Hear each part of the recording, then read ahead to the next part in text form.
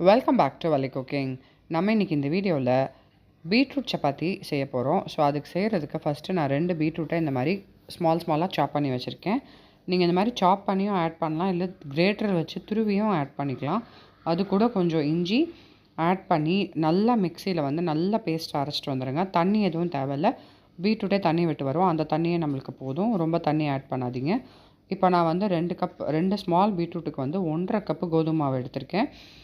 இந்த 1.5 கப்பு கோதுமை மாவில் கொஞ்சம் எக்ஸ்ட்ரா டேஸ்டியாக இருக்கிறதுக்காக நம்ம என்னென்ன பண்ண போகிறோன்னா, கொஞ்சம் உப்பு, மிளகுத்தூள், ஜீரகத்தூள், மஞ்சத்தூள், மிளகாத்தூள், இதெல்லாமே நம்ம பீட்ரூட் வந்து கொஞ்சம் ஸ்வீட்னஸ் இருக்கும், அதனால் நல்லாவே மிளகாத்தூள் ஆட் பண்ணிக்கோங்க.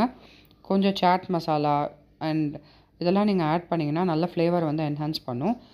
தண்ணி ஊற்றுறதுக்கு முன்னாடி இதை நல்லா பிசைஞ்சுக்கோங்க.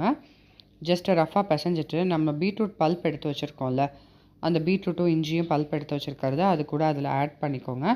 ஆட் பண்ணதுக்கப்புறம் அதையும் நம்ம லைட்டாக பிசைஞ்சு விட்டுறலாம். அதுக்கப்புறம் கிராஜுவலாக தண்ணி ஆட் பண்ணி, ரொம்ப தண்ணி வேண்டாம், கம்மியான அளவுக்கு தண்ணி ஆட் பண்ணிக்கிட்டே வந்திங்கன்னா நல்ல சாஃப்டான ஒரு டெக்ஸ்சருக்கு நம்மளுக்கு கிடைக்கும். இந்த மாதிரி நல்லா சாஃப்டான சப்பாத்தி மாவு கிடைக்கும்.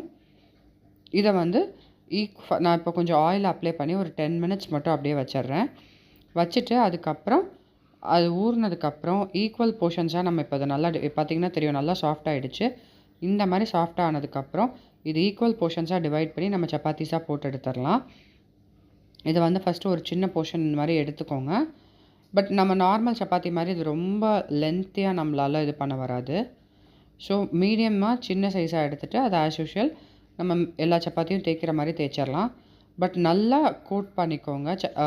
பீட்ரூட் வந்து கொஞ்சம் தண்ணி விட்டு வரும், அதனால் மாவில் நல்லா கோட் பண்ணிவிட்டு தேய்ச்சிங்கன்னா தான் உங்களுக்கு தேய்க்கிறதுக்கு ஈஸியாக இருக்கும். ஓரளவுக்கு சின்ன மீடியம் சைஸாக தேய்ச்சி எடுத்துக்கோங்க. அதுக்கப்புறம் நல்லா ஹீட் பண்ண பேனில் இதை சப்பாத்தி மாதிரி 2 பக்கமும் போட்டு எடுத்துக்கிட்டே வந்திங்கன்னா நல்லா வெந்து வந்துடும். ஸோ இந்த பீட்ரூட் சப்பாத்தி வந்து அப்படியே ஸ்நாக் மாதிரி சாப்பிட்றதுக்கும் நல்லாயிருக்கும். இல்லை அப்படின்னா இது கூட நீங்கள் பிக்கல் இல்லை ஏதாவது ஒரு ரைத்தா செஞ்சு வச்சு சாப்பிட்டிங்கனாலும் சூப்பராக இருக்கும்.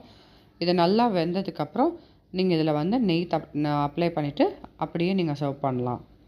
ஸோ நம்மளோட பீட்ரூட் சப்பாத்திஸ் ரெடி ஆகிடுச்சு. நீங்களும் செஞ்சு பார்த்துட்டு எப்படி வந்ததுங்கிறதையும் கூட கமெண்ட்ஸ் பாக்ஸ் மூலமாக ஷேர் பண்ணிக்கோங்க.